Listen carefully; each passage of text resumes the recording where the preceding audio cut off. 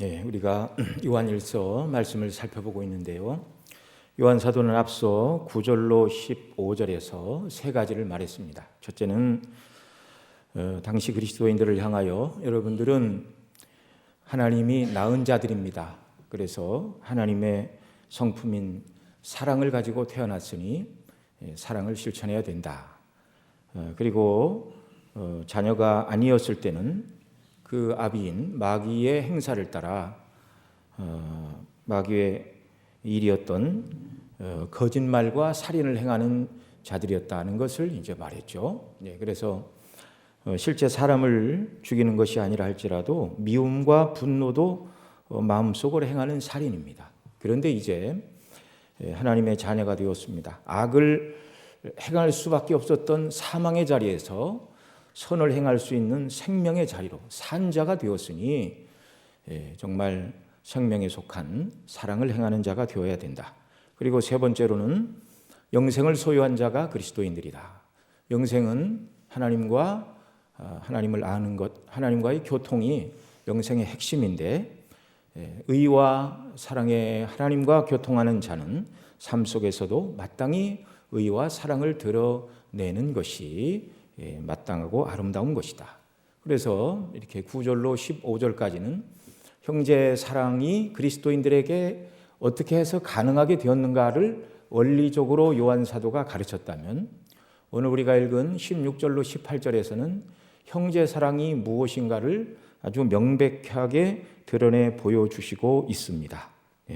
그 형제 사랑이 무엇이죠? 이제 아까 다 읽기는 했지만 17절에 보면 누구 이 세상 재물을 가지고 형제의 궁핍함을 보고도 도와줄 마음을 막으면 하나님의 사랑이 어찌 그 속에 거할까 보냐, 이렇게 말하고 있습니다. 그래서 당시 실제적으로 요구되었던 형제 사랑은 궁핍한 자들에게 세상 재물을 가지고 도와주는 것이다 라고 실제적인 예를 들어주고 있습니다. 그래서 9절로 15절에서는 그리스도인들이 어떻게 해서 형제 사랑이 가능한 자들이 되었는가 세 가지 원리를 말했고, 16절로 18절에서는 현재 사랑의 실제적인 모습이 무엇인가를 가르치고 있고, 그 다음에 이제 19절 이하에서는 그런 형제 사랑을 실천하게 될 때 그리스도인들에게 주어지는 유익 내지는 특권이 무엇인가를 또 설명을 해주고 있습니다. 그 부분을 이제 잠깐 얘기를 하면 19절에 보면 이렇게 말하죠. 우리가 형제 사랑을 실천함으로 우리가 진리에 속한 줄을 알게 되고, 또 21절 22절에 보면 하나님 앞에서 담대함을 얻고 또 담대히 나아가 원하는 것을 구하여 받게 된다, 이렇게 말하고 있습니다.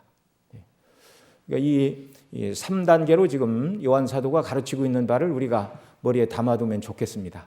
우리가 과거에는 선을 행할 수 없는 사람, 형제 사랑을 실천할 수 없는 자들이었는데 어떻게 해서 원리적으로 그런 일을 행할 수 있는 사람들이 되었는가?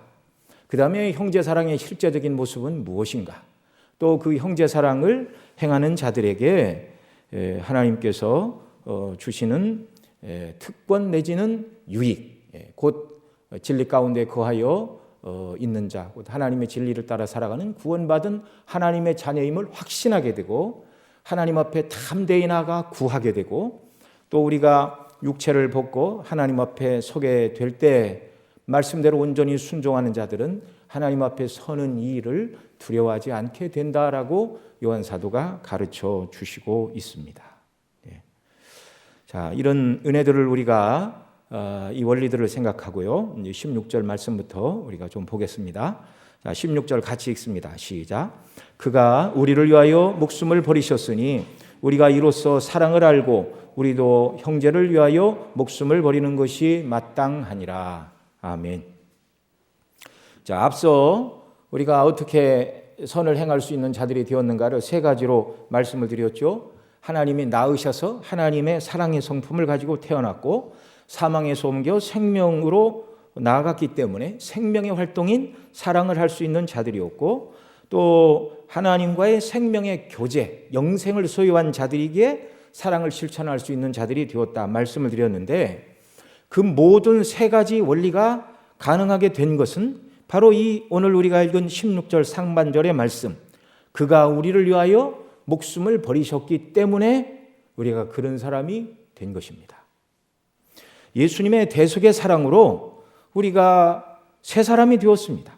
또 예수님께서 우리를 위하여 목숨을 버리심으로 사랑이 무엇인지 명백히 가르쳐 주셨고 또 그 사랑을 따라 행하는 자들로 우리를 만든 것이죠. 예수님이 죽으심으로 죗값을 치르셨고 그 사랑을 보여주심으로 사랑이 무엇인가를 우리가 보게 된 것입니다. 주님이 목숨 버려 우리를 죄에서 구원하시고 하나님의 사랑받는 자녀로 삼으시고 천국의 후사로 삼으신 것을 생각하게 될 때 여기 요한 사도는 16절에서 그가 우리를 위하여 목숨을 버리셨으니 우리가 이로써 사랑을 알고 이렇게 말하고 있습니다. 아주 참 중요한 말이죠.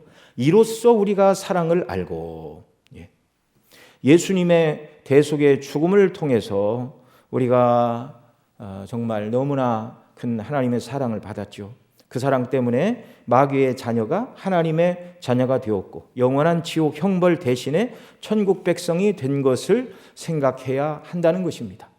여러분, 우리가 날마다 우리가 그리스도인이라는 것을 생각할 때마다 구원받아 하나님의 자녀가 되었고 지옥을 면하고 천국 백성이 된 것이 분명한 사실인데 그것이 아무런 대가 없이 당연하게 우리에게 주어졌다, 그렇게 생각해서는 안 되는 것입니다. 날마다 무가치한 자에게 어찌 이와 같은 은혜가 베풀어졌는가라고 그리스도의 대속의 은혜를 생각하고 죄사함의 은혜를 생각하고 하나님의 자녀됨의 복락을 생각하고 천국을 이어받을 후사가 되었다는 것을 생각할 때마다 그것은 당연한 것이 아니라 특별한 하나님의 은혜를 입었음을 우리가 날마다 기억하고 감사해야 하는 줄로 믿습니다. 그래야 정상입니다. 날마다 그 은혜와 복음의 감격으로 사는 것이 이상한 사람이 아니라 그것이 정상입니다. 그렇지 않은 것이 비정상인 것이죠. 자, 그러면서 사도는 우리가 이와 같은 그리스도의 사랑을 입었으니 사랑이 무엇인가를 우리가 알게 되었고 그러니 이제 우리도 16절 하반절에서 뭐라고 그러죠? 이로써 우리가 사랑을 알고 우리도 형제를 위하여 목숨을 버리는 것이 마땅하니라. 정말 두려운 말씀입니다. 두려운 말씀. 이 말씀은 우리로 하여금 나는 이런 이유 저런 이유 때문에 또 다른 어떤 이유들 때문에 마땅히 형제 사랑을 실천해야 하지만 당장은 할 수 없고 내 믿음이 더 자라야 되고 그럴 마음도 생겨야 되고 또 형제 사랑을 실천할 만한 시간도 있어야 되고 형편도 있어야 되고 물질도 있어야 되고 모든 것이 준비되어야만 형제 사랑을 실천할 수 있고 목사님이 뭐라고 아무리 말하든지 간에 나는 준비가 안 됐습니다. 그렇게 핑계할 모든 핑계거리에 대하여 입을 닫게 하고 있습니다.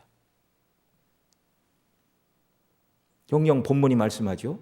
그가 우리를 위하여 목숨을 버리셨으니 우리가 이로써 사랑을 알고 우리도 형제를 위하여 목숨을 버리는 것이 마땅하니라. 어느 누구도 요한 사도가 가르치는 이 하나님의 말씀에 이의를 달 수가 없는 것입니다.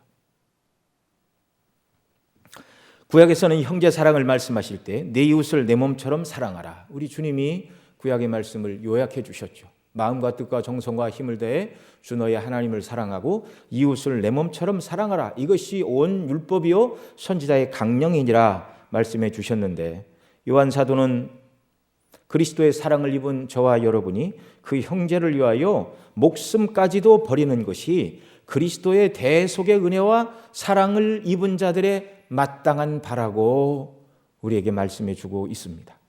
형제 사랑에 대해서 이보다 더 강력하게 말씀하는 본문은 없는 것 같습니다.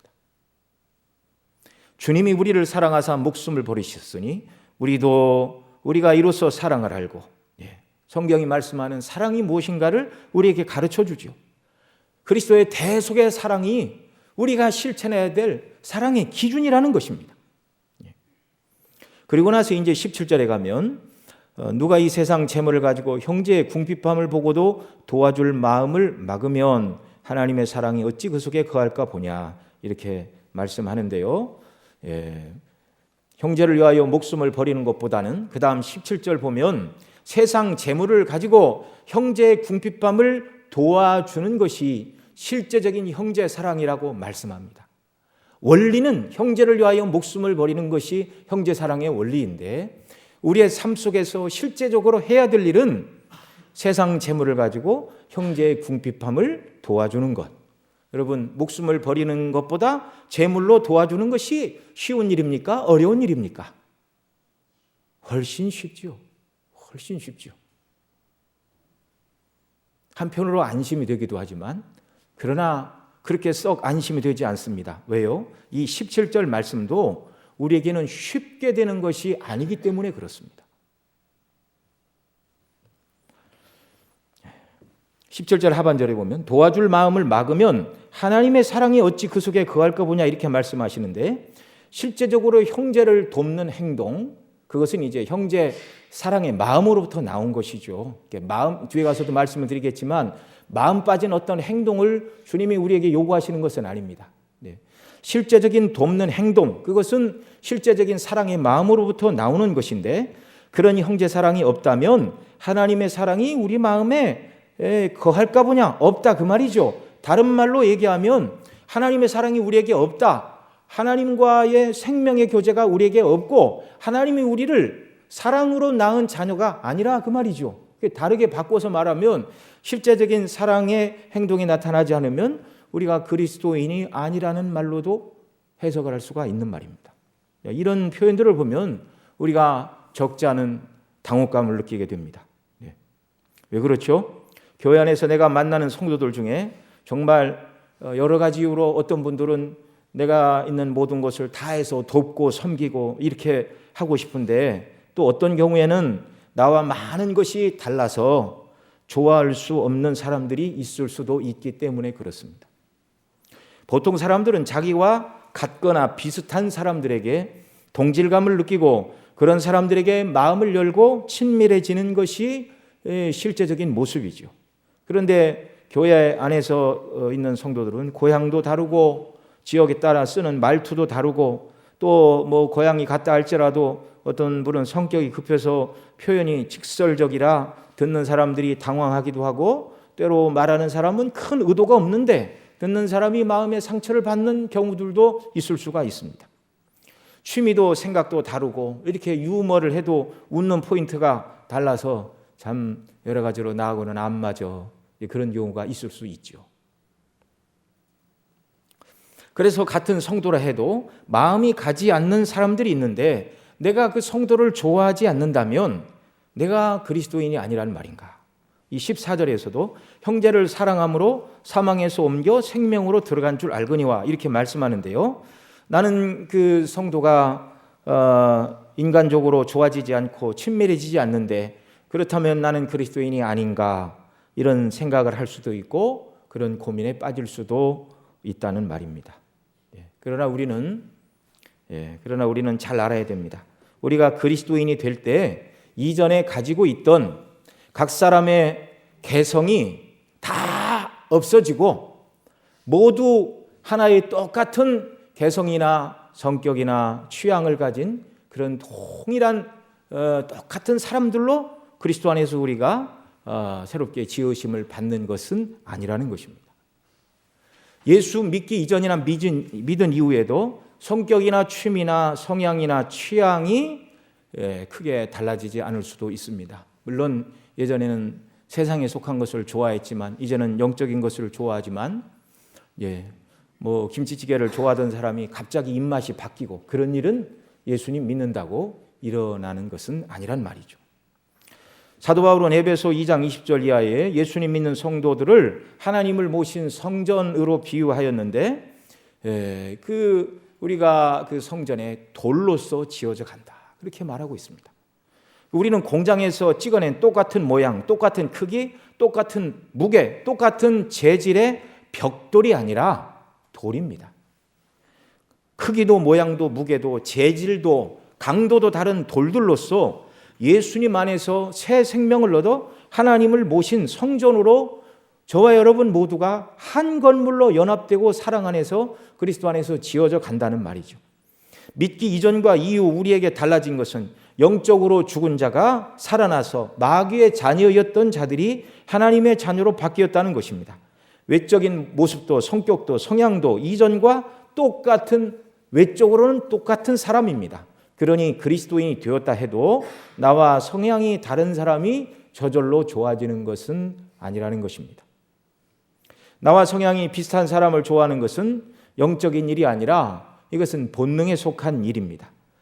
좋아지는 사람과 좋게 지내는 것, 이건 천성적인 것이지 노력의 결과가 아니죠. 나와 잘 맞는 사람을 좋아하는 것은 육신의 원리에 속한 것이고 본능에 속한 것이지 그리스도의 그 놀라운 사랑을 적용함으로 나타나는 일들은 아니라는 것입니다. 본능에 끌려 좋아하고 조금 덜 좋아하는 것은 그 이유가 없는 것이죠. 타고난 천성입니다. 각 사람에게 주신 성향을, 하나님 주신 성향을 따라 타고 태어난 것이죠. 그래서 인격 작용을 생각해서, 인격 작용을 통해서 생각하고 연구하고 마음을 다스리고 적용해서 어떤 사람이 좋아지고 그렇게 되는 것은 아니란 말이죠. 내가 어떤 사람을 좋아하는 것은 외모, 성향 또는 피부색, 기질, 행동, 태도가 내가 좋아하는 것과 어느 부분이 맞아 떨어지기 때문에 인간적으로 좋아하는 것이죠. 본능적으로. 그러나 성경이 말하는 사랑은 이와 전혀 다른 것입니다. 참 사랑의 근원은 예수 그리스도이십니다. 오늘 본문 16절에서 뭐라 그러죠? 그가 우리를 위하여 목숨을 버리셨으니 이로써 우리가 사랑을 알고, 이렇게 말하고 있죠. 주님께서 우리를 사랑하실 때 사랑할 만한 그런 자격이나 조건이 되어서 사랑하지 않으셨다는 것입니다. 예수님께서 우리를 위해 목숨을 버리신 것은 그분의 사랑으로부터 비롯된 것이죠. 예수님과 하나님은 한 분 하나님이십니다. 우리가 배우고 실천해야 될 참사랑은 우리의 본성적이고 자연적인 성향으로부터 나오는 그런 사랑이 아니라 하나님과 그 아들 예수 그리스도께서 우리에게 보여주신 그 사랑을 따라 사랑을 실천해야 하는 것이죠. 한 장 뒤에 요한일서 4장 7절로 11절에서 사랑이 무엇인가 요한 사도가 우리에게 가르쳐주고 있는데요. 뒤에 가서 읽겠습니다. 4장 7절 제가 먼저 읽습니다. 사랑하는 자들아 우리가 서로 사랑하자. 사랑은 하나님께 속한 것이니 사랑하는 자마다 하나님께로 나서 하나님을 알고,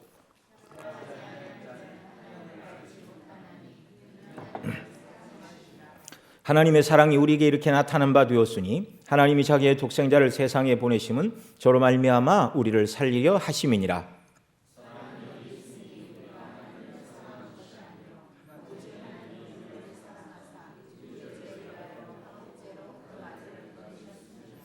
함께 읽습니다. 사랑하는 자들아 하나님이 이같이 우리를 사랑하셨은즉 우리도 서로 사랑하는 것이 마땅하도다. 아멘.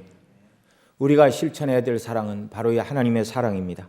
본능에 따라서 내가 좋아하는 것을 좋아하고 나하고 성향이 맞는 사람을 좋아하고, 이건 성경이 말하는 사랑이 아니란 말이죠. 우리가 나누고 행해야 될 사랑은 하나님께서 우리에게 베풀어 주신 사랑, 그것이 무엇인가를 배우고 본받고 따라가는 것이 성경이 가르치는 사랑의 교훈입니다. 하나님께서 우리를 사랑하신 사랑은 앞서도 말씀을 드렸지만 우리에게 하나님 보시기에 조금이라도 사랑하고 좋아하고 기쁘시게 받을 만한 모습이 하나도 우리에게 없었습니다. 하나님의 사랑을 4장 10절 우리가 읽은 대로 우리 죄를 위하여 화목제로 그 아들을 보내어 십자가에서 죄인된 저와 여러분을 대신, 우리가 죽어야 되는데 대신 예수님이 죽게 하신 대속의 사랑입니다. 그렇게 하지 않으면, 우리 죄를 위하여 예수님이 오셨는데요, 그렇게 해서 우리의 죄값을 대신은 치러주시지 않으면 우리가 영원토록 지옥에서 하나님의 분노와 형벌의 죄값을 영원토록 치러야 하기 때문입니다. 여러분, 죄인은 하나님의 사랑을 입을 만한 존귀한 자가 아닙니다. 그저 죄인에게는 그 죄에 합당한 형벌과 심판과 진노가 내려져야 마땅한 자들입니다. 죄는 하나님을 대적하는 것으로서 죄인은 모두 하나님과 원수 관계에 있는 자들입니다.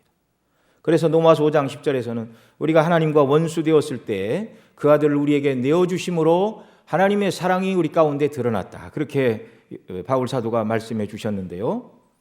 그리스도 밖에서 저와 여러분은 하나님의 사랑받는 자녀들이 아니라 하나님의 원수들이었습니다. 만왕의 왕이신 참된 주권자를 대적한 하나님의 원수요.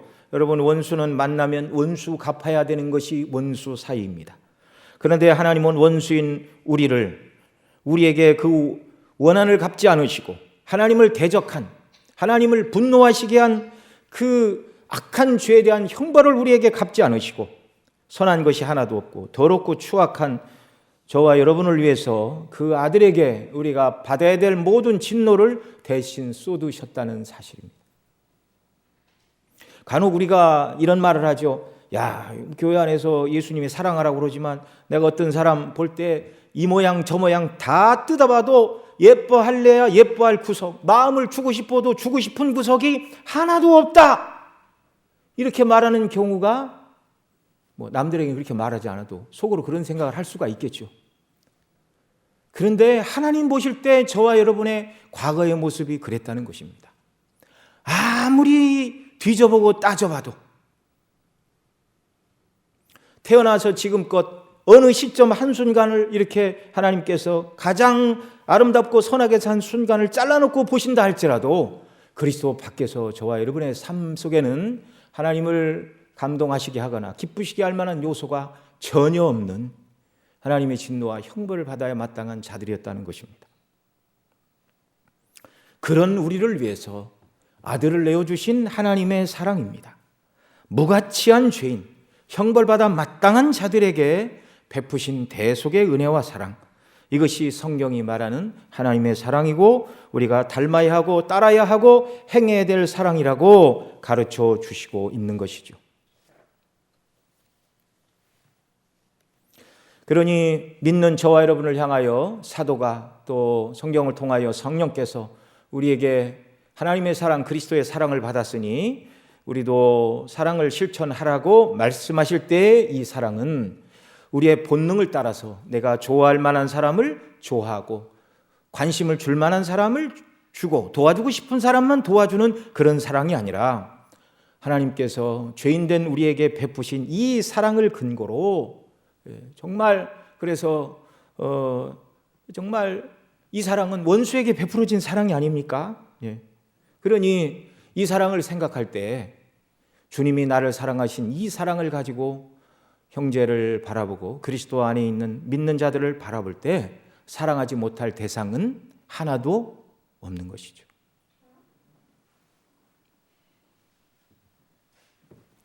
그래서 이 은혜를 충만히 받은 자들은 원수까지도 사랑할 수 있습니다. 왜요? 하나님이 원수된 우리를 사랑해 주셨기 때문에 그렇습니다. 우리 주님이 십자가에 못 박혀 죽어가시면서 자기를 십자가에 못 박는 자들, 또 비웃는 자들을 위해 기도하셨습니다. 아버지여 저들을 용서하여 주옵소서, 자기 하는 일을 알지 못하니이다. 그리고 그 예수님 믿는 스데반 집사, 그리스도의 사랑을 깨달은 이 스데반 집사, 자기를 향하여 돌을 던지는 자들을 위하여 기도했습니다. 사도행전 7장 60절에 보면 이렇게 기도합니다. 주여 이 죄를 저들에게 돌리지 마옵소서.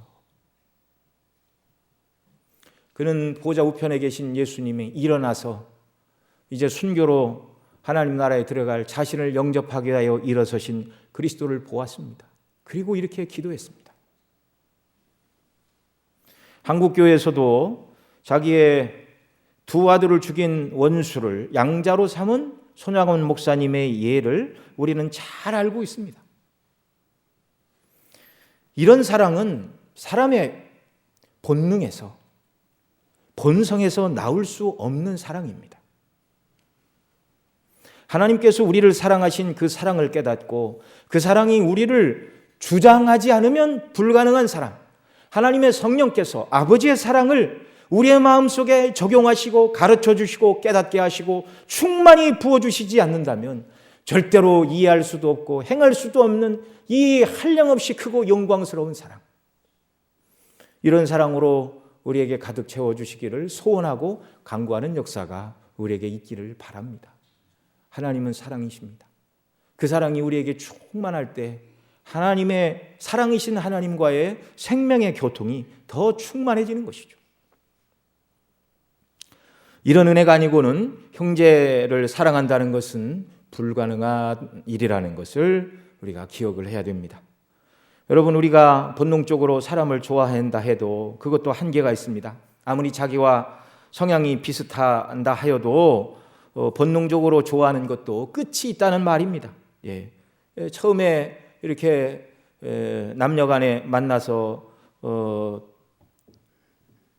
그리스도인들이 만나서 참 서로 간에 영적인 아름다움과 사랑을 보고 맺어진 그런 부부라면 일평생 참 복되겠죠. 그러나 젊은 나이에 이렇게 가정을 꾸린 사람들이 그런 요소만 있는 것이 아니라 본능적으로 남자가 여자에게, 여자가 남자에게 끌리는 그런 요소가 없을 수가 없습니다. 그런 게 없다면 많은 사람들이 결혼을 하지 않을 것입니다.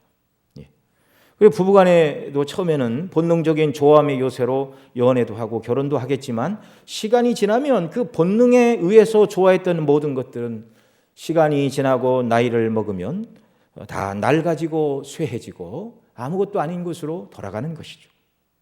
죽고 못 사는 친구들도 세월이 지나고 사소한 오해가 쌓이면 얼굴도 보지 않는 경우가 우리 주변에 얼마나 많습니까?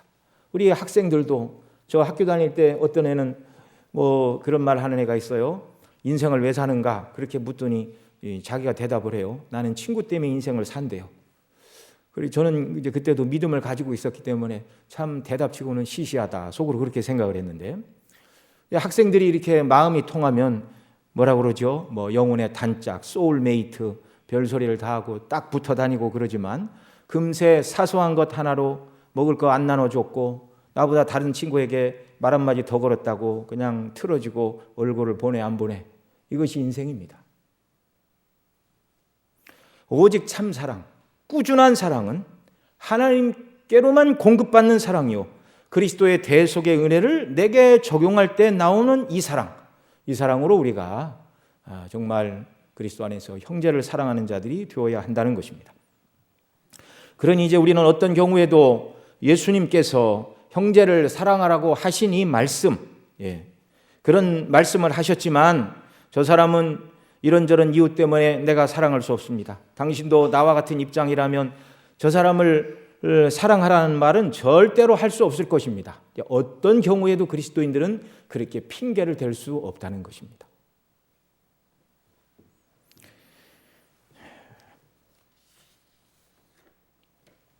자, 그러면 이제 이 사랑을 어떻게 실천해야 되는가? 말과 혀로만 사랑하지 말고 우리에게 아주 분명히 말씀을 하시죠.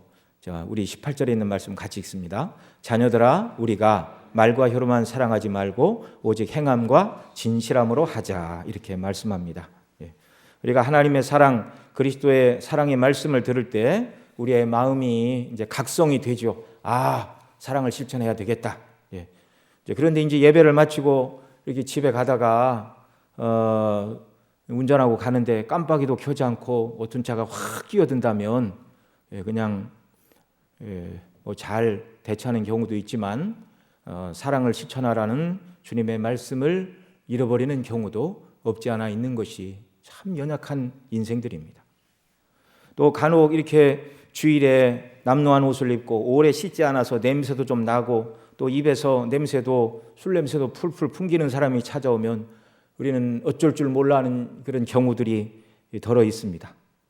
그런 모습으로 누가 교회를 찾아오면 있을 수 없는 일이 일어났다 생각하고 무시를 당했다고 생각할 수도 있겠죠. 저도 어려서 교회에서 그런 사람이 찾아오면 좋지 않은 눈으로 이렇게 쳐다보고 그랬던 적이 있는데요. 어떻게 교회를 저런 모습을 하고 찾아올 수가 있는가? 그러나 주님 품으로 왔다면 믿음을 가지러 왔든지 도움을 받으러 왔든지 어떤 모습으로 왔든지 우리가 그리스도의 사랑으로 잘 맞이해야 할 사람들이라는 걸 우리가 생각을 해야겠죠. 사랑은 말과 혀나 머릿속이나 감정만으로 하는 것이 아니라 오늘 18절에서 행함과 진실함으로 하라 그렇게 말씀합니다. 간혹 어떤 사람들은 자신이 절대적인 평화주의자라고 이렇게 말을 합니다. 그래서 그래서 그 사람 의견에 반대해서 악을 징벌하고 또 약자를 보호하기 위하여 그들을 괴롭히는 자들과는 싸울 수 있고 전쟁도 할 수 있다 이렇게 말하면 자신의 주장인 절대 평화를 모독하고 이해하지 못하는 사람이라고 말하면서 그런 사람을 공격하고 논쟁하고 싸우려고 하는 사람들이 있습니다. 이건 평화주의자가 아니죠. 자기 의견과 다른 사람을 포용하고 사랑해야 비로소 평화주의자가 되는 것이죠. 자, 이 말씀을 드리는 것은 성경이 말하는 참 사랑, 하나님께서 보여주시고 예수님께서 우리를 위해서 행하신 이 사랑을 우리가 들을 때 그렇게 해야 되겠다라는 생각이 드는데 말과 혀와 생각과 이념의 문제가 아니라 실제적으로 행실로 이 사랑이 나가야 한다는 것입니다. 그런데 여러분, 우리가 얼마나 연약한 인생들인가. 내가 오늘부터 이 말씀대로 사랑을 실천하는 사람이 되어야 되겠다라고 결심하는 순간 사단이 저와 여러분을 시험하는 시험도 동시에 시작이 된다는 것을 우리가 알아야 될 것입니다.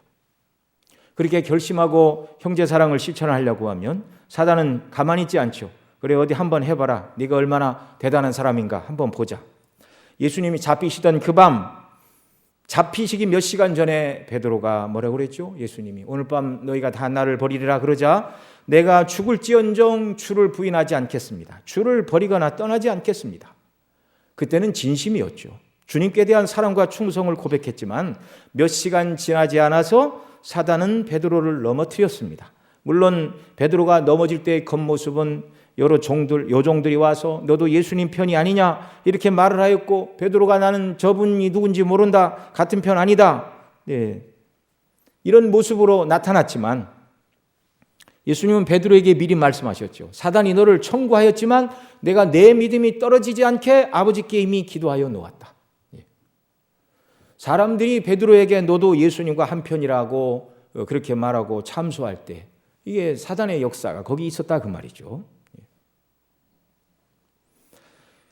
여러분, 우리가 형제 사랑을 실천하려고 할 때 우리를 시험하고 흔들어 그런 사람이 되지 못하게 악한 자가 시험을 할 수 있다는 것을 여러분 우리가 알아야 됩니다. 그러니 우리가 마음만 갖고 되는 것이 아니라 기도해야 되고 성령의 도우심과 인도하심을 우리가 받아야 됩니다. 주님을 의지하지 않고 주의 사랑이 우리를 주장하지 않으면 언제든지 넘어지고 실패하죠. 물론 그렇다 할지라도 우리는 하나님 앞에 감사합니다. 우리가 온전히 형제 사랑을 완전히 다 실천했기 때문에 구원받는 것이 아니라 우리의 구원은 그리스도의 대속의 은혜로 받습니다.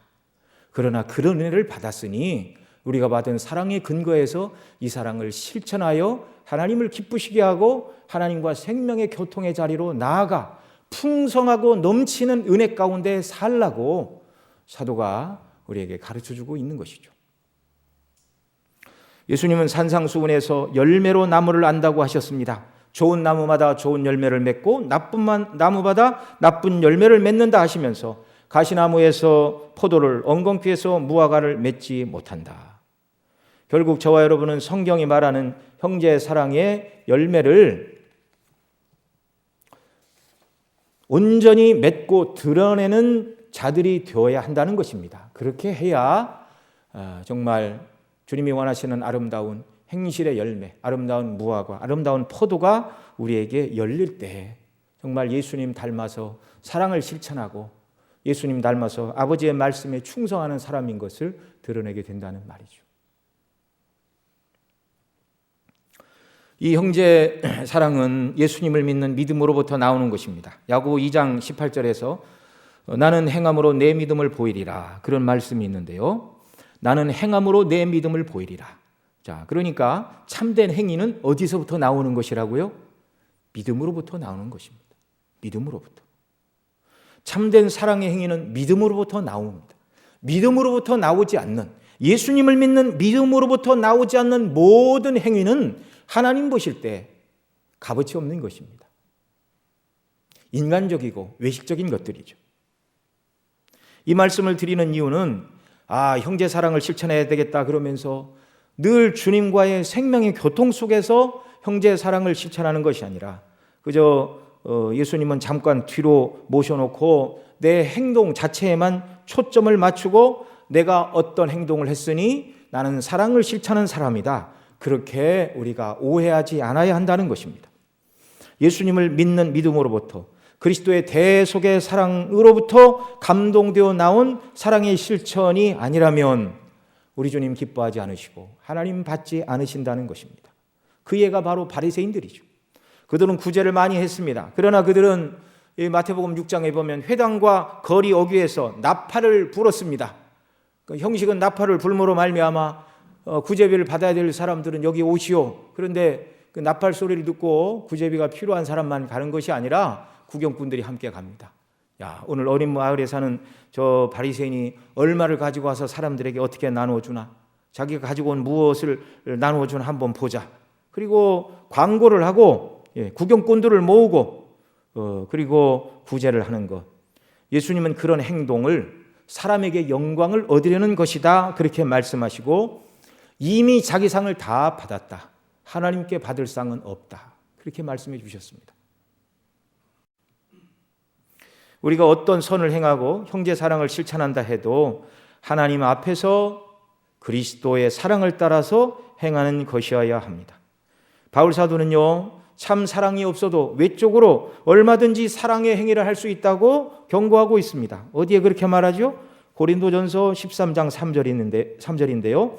내가 내게 있는 모든 것으로 구제하고 또 내 몸을 불사르게 내어줄지라도 사랑이 없으면 내게 아무 유익이 없느니라, 그렇게 말합니다. 자기의 전 재산으로 구제하고 자신의 몸을 다 내어줄지라도 하나님의 사랑, 그리스도의 사랑을 따라 행한 것이 아니라면 그것은 소용이 없다, 하나님 앞에서 인정받을 수 없는 것이다, 그렇게 말합니다. 여러분, 중세 로마 카톨릭에서는 면죄부를 돈으로 팔았죠. 금화가 동전 바구니에 떨어지는, 땡그렁하고 떨어지는 소리가 날 때 당신의 조상들이 고통받는 연옥으로부터 놓여 천국으로 올라간다, 이 말을 듣고 돈을 가진 사람들이 자기 아버지, 할아버지, 할머니를 생각해서 재산을 드리고, 또 어떤 경우에는 죽기 전에 전 재산을 교회에 드린 사람들이 있습니다.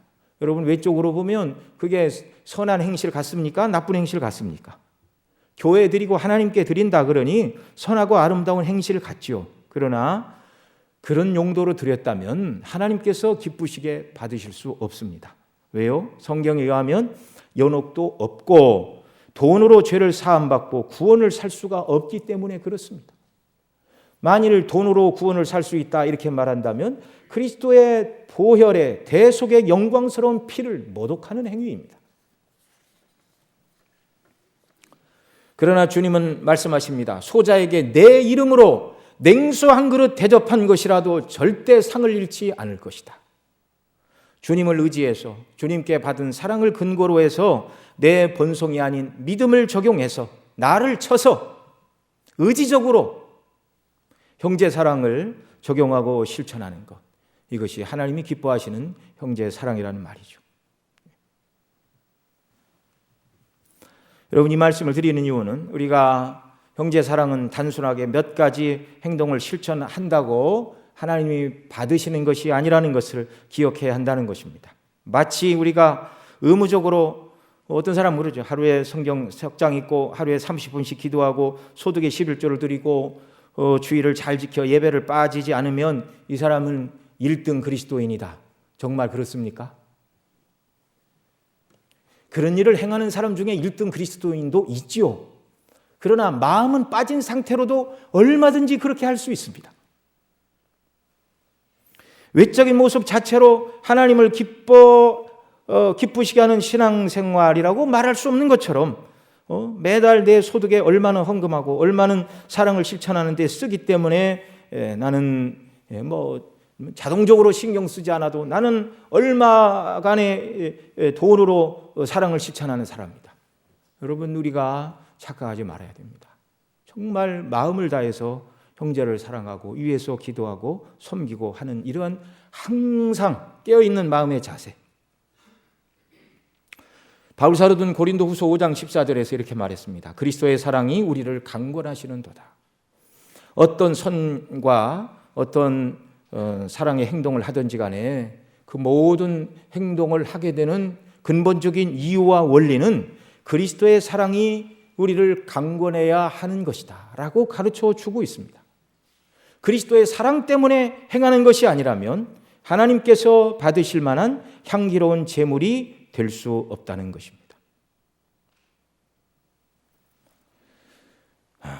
그가 우리를 위하여 목숨을 버리셨으니, 16절에 있는 말씀 다시 한번 읽습니다. 그가 우리를 위하여 목숨을 버리셨으니 우리가 이로써 사랑을 알고 우리도 형제를 위하여 목숨을 버리는 것이 마땅하니라. 정말 이 말씀이 우리 마음에 정말 새겨지기를 원하고, 성령께서 우리가 받은 사랑이 얼마나 큰가를 깨닫게 해 주시기를 원하고, 그래서 이 사랑을 받은 자가 사랑을 실제적으로 실천하는 일들이 정말 목숨을 버리는 것보다 얼마나 가볍고 쉬운 것을 성경이 우리에게 말씀하는가, 이걸 우리가 생각하면서 주님의 말씀에 순종해서 작은 것 하나라도 실제적으로 이 사랑을 실천하는 일에 정말 우리가 나아가는 자들, 그래서 그 다음에 이제 말씀하는 것처럼 사랑을 실천하는 자들에게 주시는 담대함과 기쁨, 이런 은혜를 날마다 누리고 주님 안에서 교제하며 영적으로 더 자라나는 이런 역사, 주께서 우리 모두에게 이런 은혜를 더해 주시기를 바랍니다. 기도하시겠습니다. 하나님 아버지, 예수님 안에서 우리에게 베풀어 주신 은혜가 얼마나 크고 놀라운지 날마다 성령 하나님 깨닫게 하시고 적용하여 주시고, 그래서 늘 예수님 생각할 때마다 마음에 사랑에 대한 감격과 기쁨이 넘쳐나게 하시고, 이 사랑을 가지고 예수님을 드러내고 나타내고 자랑하고 증거하는 저희들의 삶이 되도록 은혜를 베풀어 주옵시고, 그래서 사랑의 예수님을 닮아 이 사랑을 실천함으로 주님이 주시는 참된 기쁨과 담대함과 은혜가 우리 마음에 넘쳐나도록 또한 역사하여 주옵소서. 우리 구주 예수님의 이름으로 기도드리옵나이다.